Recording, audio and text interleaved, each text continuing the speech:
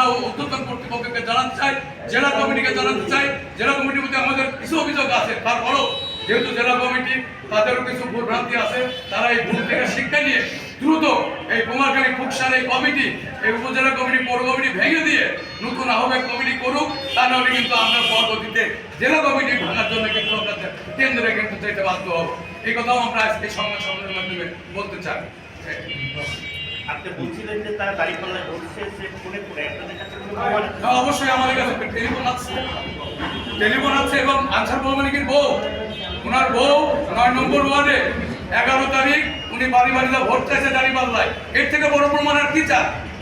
এর থেকে বড় আপনারাও জানেন, আপনারা সাংবাদিক, আপনারা নিরপেক্ষভাবে তদন্ত করেন যে এই কুমারখালীতে কারা ইমানের সাথে কাজ করেছে আর কারা বেঈমানের সাথে কাজ করেছে। তারা আজকে এই 26-এর নির্বাচনে প্রতিটির সাথে বেঈমানি করলো, প্রতারণা করলো। সেই মনে পড়ে আমার 71 সালে যারা এই দেশের স্বাধীনতা যুদ্ধের জন্য যারা বিরোধিতা করেছিল, সেই একই চরিত্র তারা আজকে এক জায়গা হয়েছে। আর একটা জিনিস আমি বলতে চাই, যেটা দৃশ্যমান, যেটা আপনারা দেখেছেন যে বিগত 17 বছরে ফ্যাসিস সরকার একটা মুক্তিযুদ্ধ মন্ত্রণালয় থেকে 10,000 রাজাকারের একটা তালিকা দিয়েছিল। সেখানে 8,500 তালিকা ছিল কিন্তু এই আওয়ামী লীগের মধ্যে। তাহলে আমরা কিন্তু ওই একটা তালিকা থেকেই বুঝতে পারি যে 71-এ যারা পরাজিত যে রাজাকার, তারা কিন্তু আশ্রয় নিচ্ছিল আওয়ামী লীগে আগে। এই আওয়ামী লীগ আজকে দেশের নির্বাচনে না থাকার কারণে ওই খাপড়িমারা যারা ওই রাজাকার থেকে আওয়ামী লীগে গেছিল, তাদের বংশ দাদা গেছিল, তার নাতিরা কিন্তু আজকে এই দাঁড়িপাল্লায় চলে এসেছে বিএনপি পদ। এটা সুপরিকল্পিত, খালি এই গুপ্ত মানে রাজাকার বা জামাত ইসলাম, এটা খালি আওয়ামী লীগই ঢোকেননি, এটা বিএনপিতে তারা পরিকল্পিতভাবে ঢোকেছে।